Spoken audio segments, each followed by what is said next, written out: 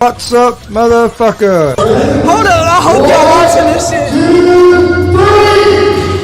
First round, real quick. People that are in those training rooms with him know how good. Because he just knocks dudes out real quick in the first round. Yeah, but now we're gonna get a good. I might fuck with this guy. He just, to me, I thought he was a con artist, just based off his look. They're edgy. Holy shit! What the hell just happened?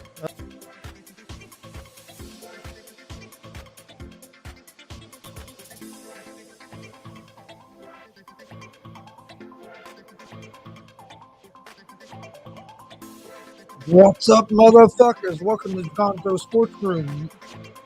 Wednesday, March 23rd, 2022. Got a big show tonight. Talk about Matt Ryan going to the Colts. TYREEK Hill being traded to the Dolphins. Kyrie Irving's back full-time now for the Brooklyn Nets. Masvidal and Covington get into it at a steakhouse. Grizzlies beat the Nets tonight with no John Morant. Both Irving and Durant played for the Nets. Got a lot to talk about tonight. Going to be a good show. Don't forget, we're live Monday through Friday at 1 p.m. Eastern with Easy Money, a sports betting show. We're giving out winners. Come join us for that. You can find that show live on YouTube, Facebook, and Twitch at Gonzo'S Sports Room. Then we're live usually every Monday, Wednesday, Friday at 7 p.m. with GSR Gonzo'S Sports Room. Sometimes we move it to later in the evening, depending on what's going on. But we're live Monday, Wednesday, Friday. Same thing, live on YouTube, Facebook, and Twitch. You can find us at Gonzo'S Sports Room. Also, you can find GSR Gonzo'S Sports Room and Easy Money, a sports betting show, in podcast form on Apple Podcast, Anchor Podcast, Spotify. Most places you listen to podcasts, you can find us. We also have a new pro wrestling podcast out, GWR, Gonzo'S Wrestling Room. New episodes drop every Sunday at 9 a.m. Eastern. You can find it on Apple Podcast, Anchor Podcast, Spotify, Google Podcast, most places you listen to podcasts. You can find it at Gonzo'S Wrestling Room. And then you can also find a video version on YouTube at Gonzo'S Sports Room if you'd like to watch the video version. And again, new episodes of Gonzo'S Wrestling Room, GWR, drop every Sunday, 9 a.m. Eastern on all the podcast platforms and on YouTube. Check out our YouTube page. Please hit that subscribe button. We'd greatly appreciate it. If you're watching on Facebook and Twitch, please hit the follow and like buttons. We'd appreciate that as well. But all right, let's jump right into some stuff. Let's start off. Well, I want to start off talking about, as you can tell by the stuff on the screen, my hat. I'm a big Indianapolis Colts fan. Colts trade with Atlanta for Matt Ryan as the new quarterback. Be honest with you on this, I wasn't happy when they traded Carson Wentz. Carson Wentz didn't play bad last year. Did he play great at times when you needed him to? No. But he was not the only reason. It wasn't the only reason. I wouldn't even say it was the main reason that we didn't make the playoffs. The whole team fell apart toward the end of the year. I think you got to put more of that on Frank Reich and the coaching staff. Carson Wentz threw 27 touchdowns to only 8 interceptions last season, or 28 touchdowns, 7 interceptions last season. Threw for, I think, almost 5,000 yards. So he had one of his better years. Did he play good the last 2 games of the season? No, I'm not defending him on that. I agree. He played like shit the last 2 games of the season, but so did the offensive line. So did the defense. So did the head coach. It was a whole organization failure. It wasn't just a Carson Wentz failure. And Carson Wentz took the blame for that. So when the Colts traded Carson Wentz, there really wasn't a whole lot of options out there. That's why it had me puzzled was, why are we trading Carson Wentz now? What options were going to be better than what the Colts had? There wasn't many options out there that I felt like was going to be better than Carson Wentz. I mean, when the Colts traded Carson Wentz, it looked like you had new Garoppolo, maybe. Some people were saying Kirk Cousins. Baker Mayfield was the big name that was getting thrown out there after Watson went to the Browns. And then we ended up with Matt Ryan, which honestly I like. I think he was the best options out of what was available, unless you could have got Jameis Winston from the Saints. I would rather have Matt Ryan than Baker Mayfield. Matt Ryan has played good. If you look at Matt Ryan's numbers for the last 2 or 3 seasons, he hasn't been the reason that the only reason that the Falcons were struggling. He was putting up numbers. The Falcons was just a fucking trash team.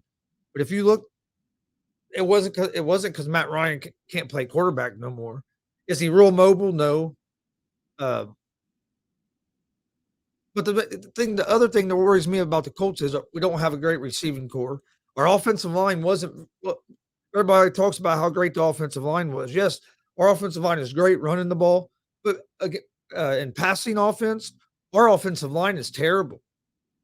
Pass blocking, our offensive line was like 30th in the league last year. Nobody wants to talk about that, though. All they want to talk about is, it was Carson Wentz's fault. We lost to Jacksonville. Carson Wentz. The offense, let me say this again. The offensive line was ranked 30th in the league. 30th in the league last year in pass blocking. So now we got a quarterback that's not mobile. We don't have the number one receiver.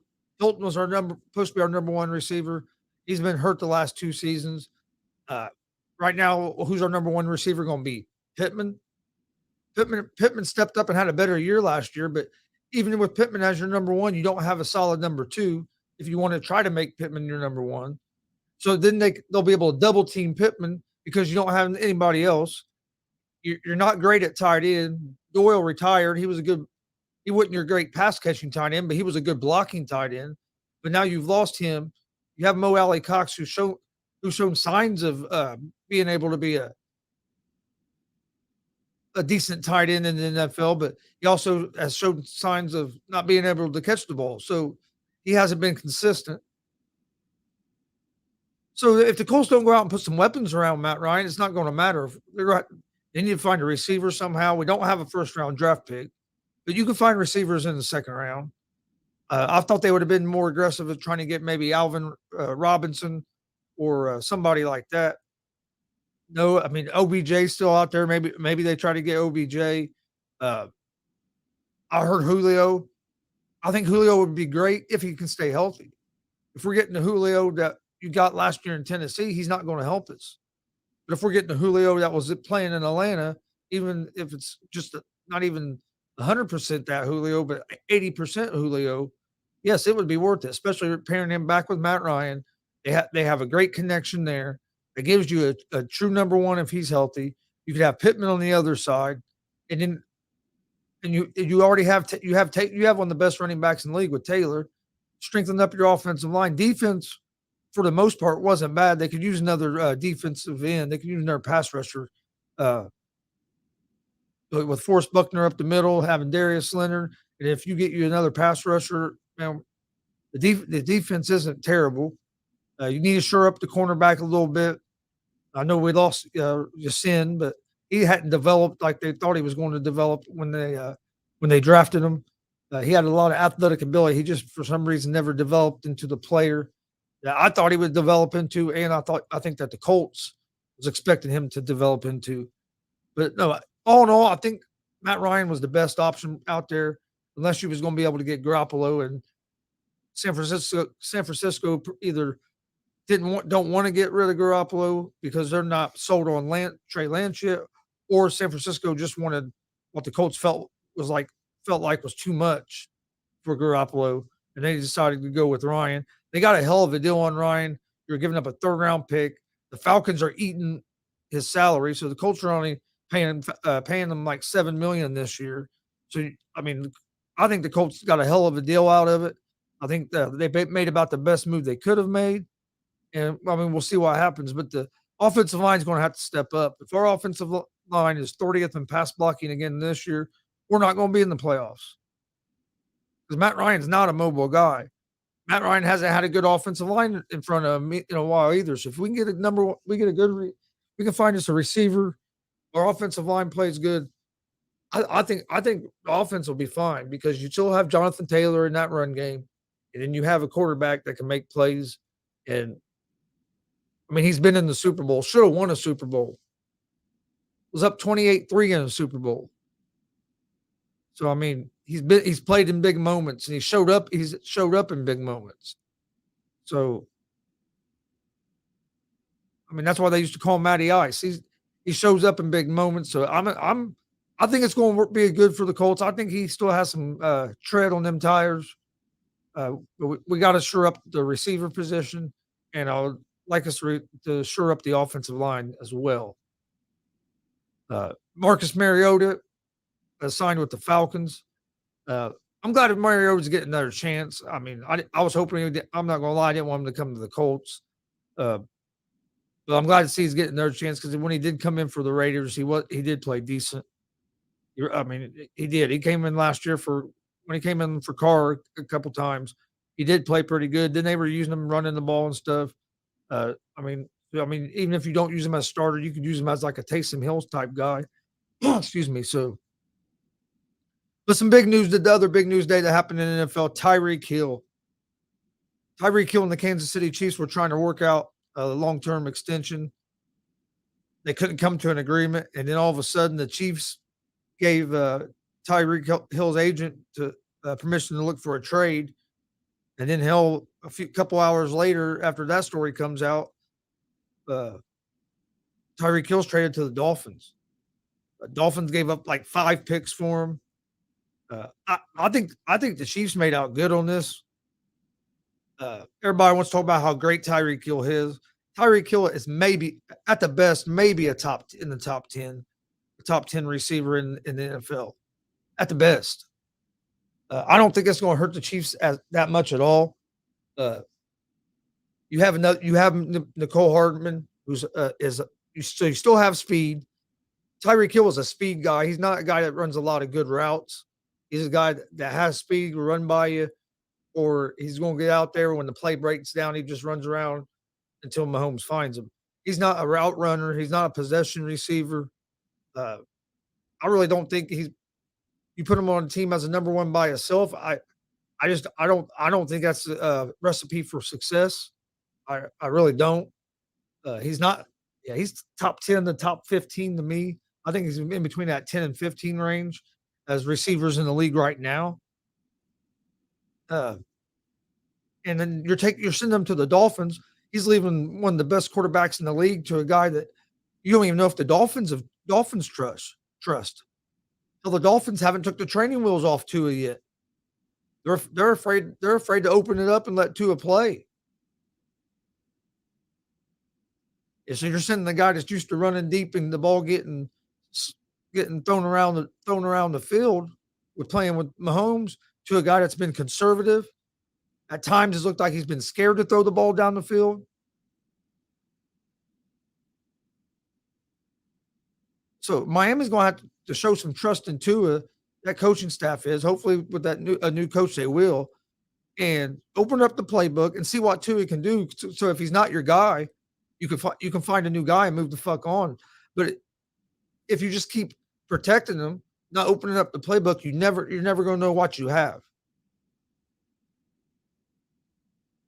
I think Tua hesitates too much. I don't know if that's because of the coaching, but you'll see there's times guys are open, but it's like they're not open enough. It's like to him, it's almost like he's still playing in college, where the player's wide open and then you throw it. Well, in the NFL, you don't get them wide open players like that very often. You have to throw in the tighter windows, and there's times that it looks like he hesitates or decides not to make the throw, where he's going to have to open it up. And a lot of that, I think, has been the coaching. Like I said, they haven't showed the trust in him to open up the playbook and let him just play football. They got him out there overthinking it. And so I don't know how this is going to work with Tyreek Hill going there. I can see Tyreek Hill going there, and within maybe half the season, if things ain't going well, him starting to complain, cause trouble, and wanting to trade. I think he's going to see that the grass isn't always greener on the other side. You're going from playing with one of the top quarterbacks in the league to a guy that, I mean, really don't even know how much longer he's going to be a quarterback in the NFL. A lot of that depends on what happens this season. And the Chiefs made Tyreek Hill an offer that was going to put him up there as one of the higher paid receivers, but he wanted a lot more money, and the Chiefs willing to give him what he wanted. I wouldn't have either. I think you're overpaying for him. Like I said, he's a decent receiver, but he's not a top 5 receiver in the league. Maybe top 10. I think he's between that 10 and 15 range myself. I was on a show earlier and we named off about 11 or 12 guys that we all thought was better than him before we even brought up his name. But we'll see. I mean, only time will tell. You got Tyreek Hill, he's fast. But if you play a softer coverage, keep him in front of you, you can contain him. And that's what happened last year. I think that was some of what was going on in Kansas City. Teams learned how to defend that speed better. And Tyreek Hill wasn't getting as many explosive plays as he was. And that's what you got to do with Kansas City. And with Miami, you're going to a quarterback that's hasn't proven that he's willing to throw the ball deep. You had a gunslinger with Mahomes. Mahomes will make every throw. Tua hasn't proved that he is capable of making every throw.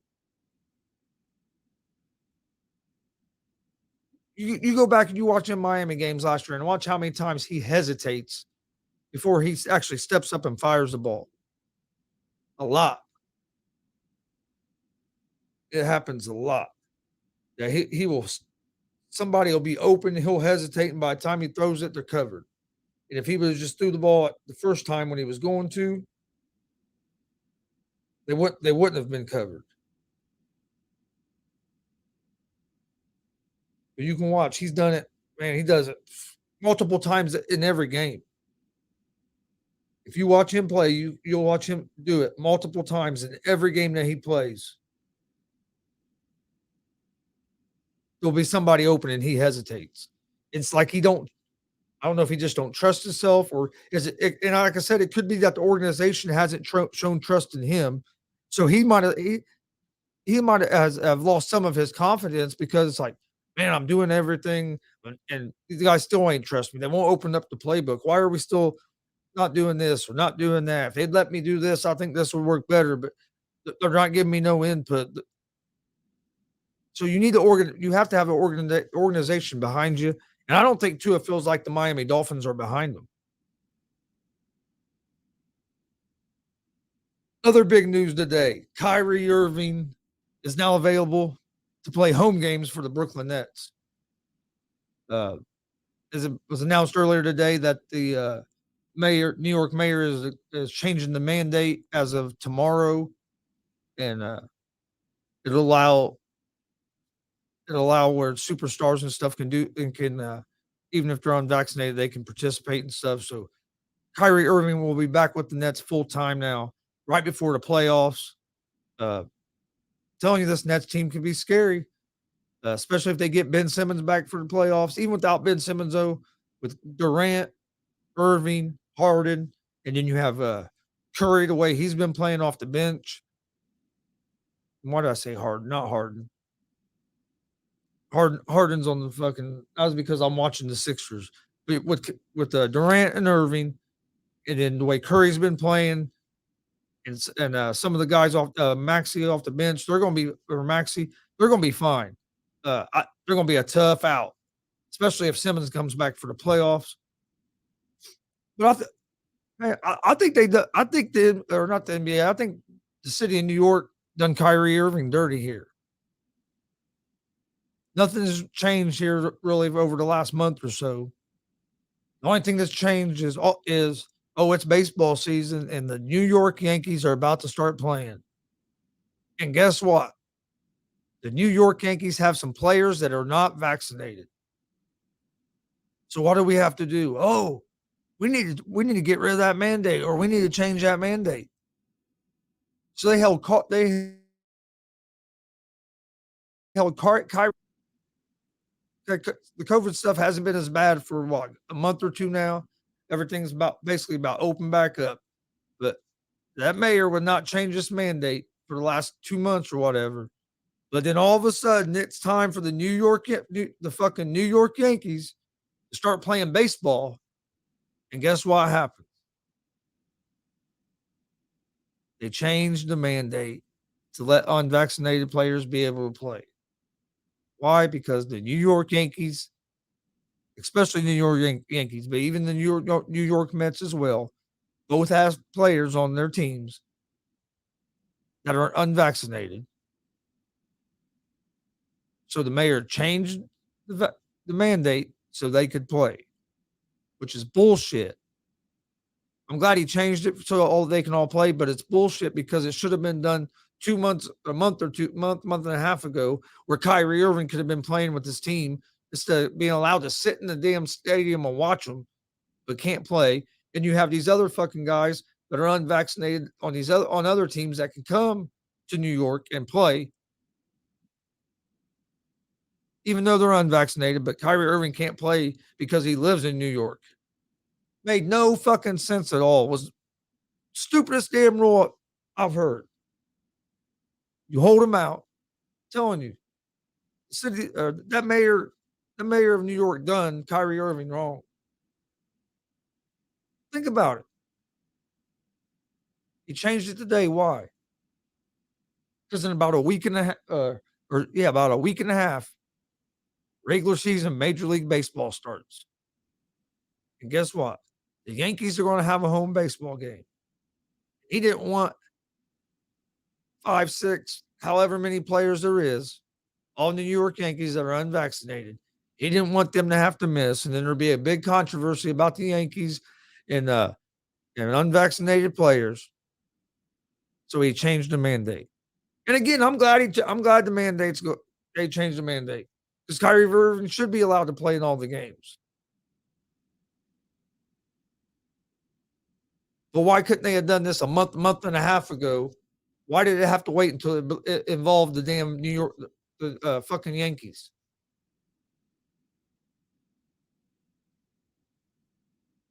Show me otherwise, where this isn't about that the Yankees are getting ready to start. You tell me why he decided to do it today and not a month and a half ago.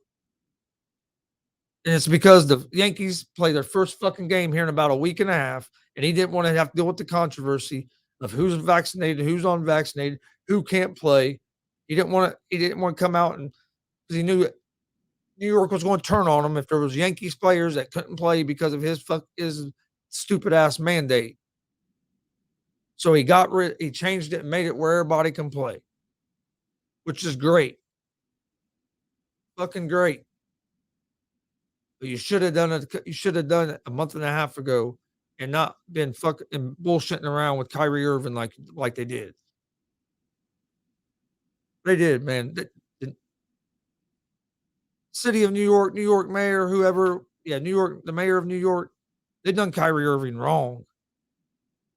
Make him sit out all this time when they could have changed this about a month ago, but waited till the day. And like I said, they done it to the day all because Major League Baseball starts up regular season play in about a week and a half, and they didn't want to be missing any New York Yankee players because he knew that he would even take more heat if there was New York Yankee players missing games than what he was taking for Kyrie Irving missing games. All right, let's move on now. Guess fighting in the cage wasn't enough for Colby Covington and Jorge Masvidal. Masvidal found out. I guess Covington posted he was at the steakhouse in Miami or something. Masvidal found out, went there, gave him a 2-piece.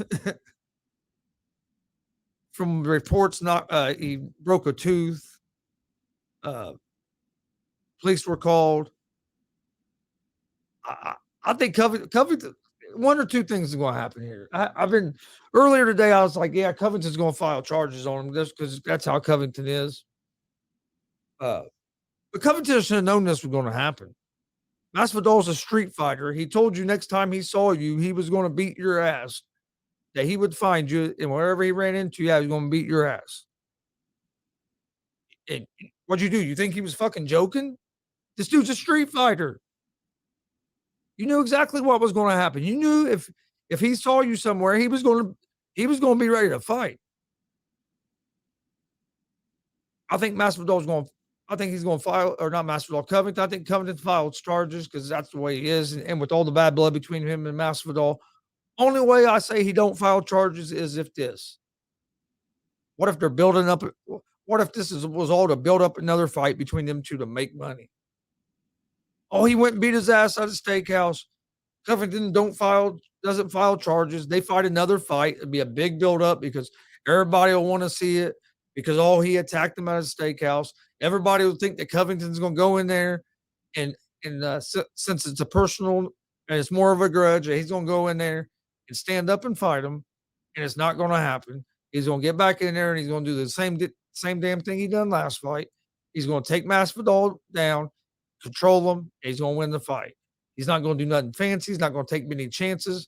He's going to fight a safe fight, take him down, tap him a few times, nothing big, stay in good position and control him. If you really want to see these two dudes fight, put them in a fight where there's no takedowns, where they have to strike. And the problem is Masvidal would whoop Covington's ass because Covington is not a pure striker. Masvidal is a striker, and he's a fucking street fighter. He's used to getting fucking hit. Covington don't like getting hit. He's proved that. The last fight was Masvidal. Look what happened. He took a couple shots, and boom, it was right back to his wrestling. You don't believe me? Go watch that fight again. Covington started getting hit in the face. What'd he do? Right back to wrestling as quick as he could. So if this is all a stage, all a work, I would say, like they would say, you're telling me that this couldn't be a work where, okay, we're going to build a fight between Covington and Masvidal. Let's have them fight again. Now that Masvidal's went and attacked him in a restaurant, people would buy it again, especially if people get in their head like last time that he's going to do a stand-up fight. He's not going to do a stand-up fight. He knows better. Masvidal is a striker. How's it going, Ron?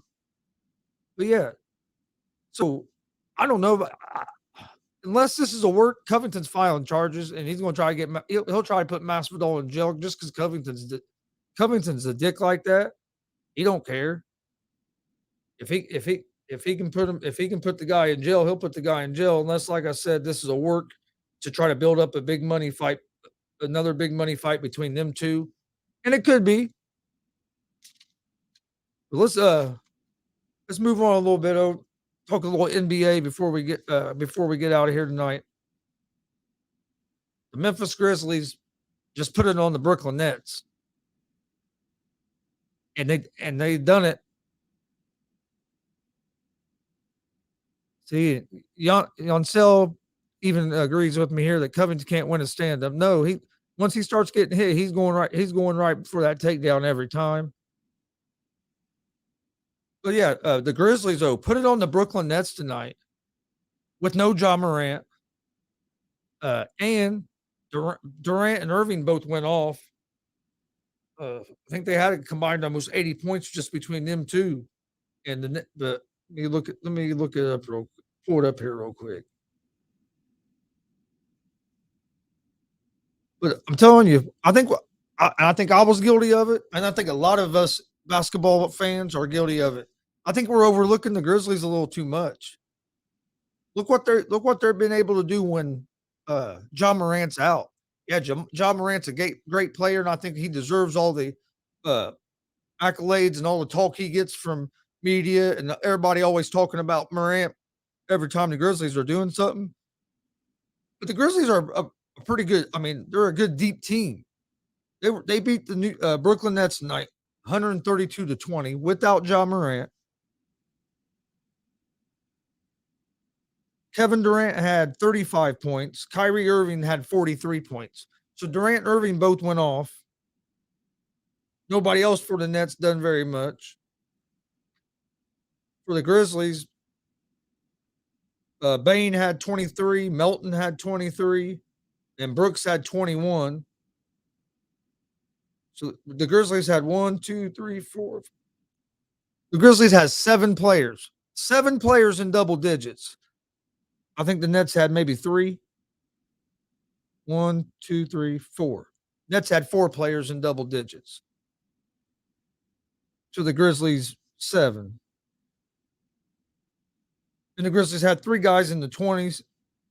I was saying, man, you had Ja Morant back to that team. Jackson's playing good. Brooks, Adams is your guy that can get the boards. He pulls down the rebounds. He can do some of the gritty stuff. I think we need to start looking at this Memphis team a little different. Show them a little more respect, because I think they're more of a contender in the West this year than a lot of people, including myself, are getting them credit for. I mean, Brooklyn had both Durant and Irving tonight. Both of them went off. Like I said, Irving had 43 points. Durant had 35 points. So both of them went off. Durant was just 2 assists shy of a triple-double with 11 rebounds and 8 assists. Irving had 8 assists as well to go along with 2 rebounds. See you later, buddy. See you tomorrow. I'd tell the grandbaby bye real quick, but yeah. So, I mean, the Nets' best 2 players played great. Looks like Curry must still be out for the Nets because he didn't play tonight. He's another one of the guys that's been scoring for him. But I think we are. I think that the Memphis Grizzlies are a contender this year, and it's not. And Ja Morant makes them even better. But they're a good and solid team without Ja Morant, and they've proven that not just tonight. They have a decent record when Morant don't play. So when Morant doesn't play, it's not like this team just drops off a cliff. They're still a pretty good team, and then when when Ja's on the floor, he makes them even a lot more complete and dangerous team. A lot. But So the Grizzlies really impressed me tonight watching them. Like I said, you get Morant back and healthy, they're going to be tough to deal with here in the playoffs. They're going in the playoffs with some confidence and some momentum. Could be a tough task. All right, before we get out of here, let's talk a little March Madness. Have the Sweet 16 starting tomorrow. I'm not going to lie, it's been kind of a little. You get used to it. Happens every year. You get used to that first round of the tournament where you watch college basketball all day, Thursday, Friday, Saturday, and Sunday, and then you wake up on Monday and there's no college basketball, and it's like fuck. And then you're waiting all week till Thursday for the Sweet 16. So then you have basketball again Thursday, Friday, Saturday, Sunday, and of course, so it starts back up tomorrow. Before we do that, I'll update a few scores real quick. Dallas Mavericks are up 108 to 83 on the Houston Rockets. 2 minutes left in that game. Spurs 54, Trailblazers 37. 7.5 minutes left in the second quarter. Lakers 30, 76ers 27. That's at the end of the first quarter. I'm actually watching that game. That's only games that are left in the NBA tonight. All the other games have been completed. But tomorrow in the Sweet 16, we have Arkansas at Gonzaga. I think it's going to be a good game. And I think Gonzaga wins the game, but they got the spread too high here. They have Gonzaga as 9.5-point favorites. I think that's too many. I think Gonzaga wins the game, but Gonzaga better look out because they have got to. If you've watched this tournament so far, Gonzaga has got off to slow starts both of their games. Both of their first two games, they've got off to slow starts and have not, and then have picked up in the second half, and they've been able to come back. They've been able to come back and win the games and also actually blow the guys out. But as the tournament goes on, you're playing better teams. And if you get off to a slow start and get down 15, 20 points, you might not be able to come back. But I think Gonzaga wins the game. I just think they need to concentrate and make sure they get off to a better start. Yeah, I'm not sure what's going to happen with Westbrook. I think he's going to eventually get traded somehow because the Lakers don't want him anymore. They've already made that clear. The Lakers aren't playing too bad so far tonight. As I say that, 76ers just hit a three-pointer to tie the game up. It's still early, though. And also in the Sweet 16 tomorrow, you have Michigan at Villanova. I'm actually going with Michigan this game. Villanova's a good team, don't get me wrong. Michigan has just gotten hot at the right time.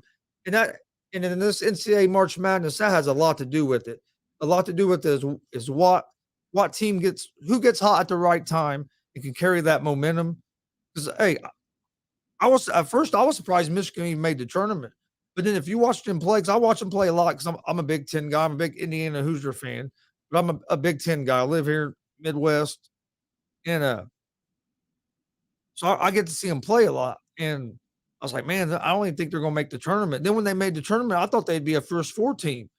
And instead of them being the first four team, it was Indiana. And they're like, how the hell did Michigan get a better seed than we did? But they got into the tournament, their momentum changed, and they're playing as good a ball as anybody right now. I think they're going to give Villanova some trouble. Yeah. That's what I think. I think Villanova's going to make. I think they'll make it here, but I think Michigan's going to win this game. The other game tomorrow night, I think it's going to be a fun game to watch. Is Texas Tech and Duke. This is going to be a fun game to watch. Duke has not been the most consistent team. They've had dirt, and then Texas Tech, they can play defense. They can also score. I'm going to go with Texas Tech just because I think they're a little bit more of a consistent team. But you also got to remember Duke has the momentum of. This could be Coach K's last game, and they don't want to lose because they don't want it to be the last game until they want to get Coach K one more national championship. It would be cool if it happened. I don't think it's going to happen, but I actually think Texas Tech is probably going to win this game. But I wouldn't be surprised if Duke can advance past here into the Elite Eight. But I think that'd be probably as far as they're going to go. And then you have Houston and Arizona. Arizona was my pick at the beginning to win the whole tournament, so I'm staying with them. I just think, man, they're so big and athletic. But I mean, there are some teams that are a little smaller and that can use that speed. That sometimes can use that your height against you. But I think Arizona is going to be a little bit too much for Houston. Should be a good game, but I like Arizona here. Like I said, join us tomorrow at 1 p.m. Eastern for Easy Money, a sports betting show. I'll be breaking down all these games and giving out my picks for the games. We're live Monday through Friday, 1 p.m. Eastern on YouTube, Facebook, and Twitch. Come join us. We're giving out winners. We're also live usually Monday, Wednesday, Friday at 7 p.m. Eastern with this show, Gonzo'S Sports Room. But sometimes it gets moved to later in the evenings. I'm thinking about just changing the time and probably doing it about 10 o'clock every night. We usually do it at 7 in the evening, but just I don't know. 7 interferes with a lot of stuff, so I'm thinking about just going ahead and moving it to 10. But we usually, if we move it to a different time, we always make sure we make an announcement about it. Okay. But all right, I want to thank everybody for joining us tonight. We're going to get out of here for tonight. Don't forget, we will be live tomorrow, 1 p.m. Eastern with Easy Money, a sports betting show. Come join us. We're giving out winners.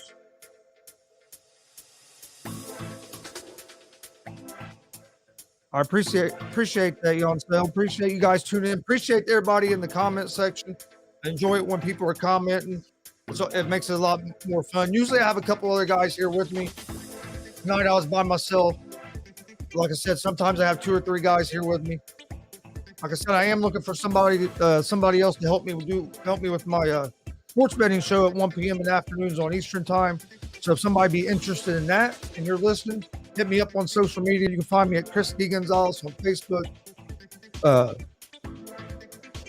Or Chris Gonzo'S at Gonzo'S Sports Room on Twitter. You can also reach me at any of the GSR Gonzo'S Sports Room social media, Facebook, Twitter, Instagram, all at Gonzo'S Sports Room. You can reach me there anytime. Don't forget, we also have a pro wrestling podcast. New episodes drop every Sunday, 9 a.m. Eastern, GWR Gonzo'S Wrestling Room. You can also find the video version of that on YouTube at Gonzo'S Sports Room. And you can find it on the podcast form on Apple Podcast, Anchor Podcast, Spotify, all at Gonzo'S Wrestling Room. New episodes drop every Sunday, 9 a.m. Last episode, we talked about the legacy of Scott Hall, RIP to the late, great Scott Hall. We also talked about Big E breaking his neck. Prayers out with Big E for fast recovery. Tony G, which is my dad, does the pro wrestling show with me. He gives out his weekly show rankings for AEW, Dynamite, Monday Night Raw, WWE, NXT. So go if you're a pro wrestling fan, go check that out. There's stuff on our YouTube page for everybody, whether you're a UFC fan, baseball, NFL, NBA, pro wrestling. We have stuff on our YouTube page for everybody. Go check it out at Gonzo'S Sports Room. Please hit that subscribe button. We'd greatly appreciate it. If you're watching on Facebook or Twitch, please hit the like button and the follow button as well. Tell a friend about us. We appreciate all the support. We will see you guys tomorrow at 1 p.m. Eastern with Easy Money, a sports betting show. And we'll see you guys again tomorrow, Friday night at 10 o'clock for another episode of GSR Gonzo'S Sports Room. Thanks for joining us. Peace.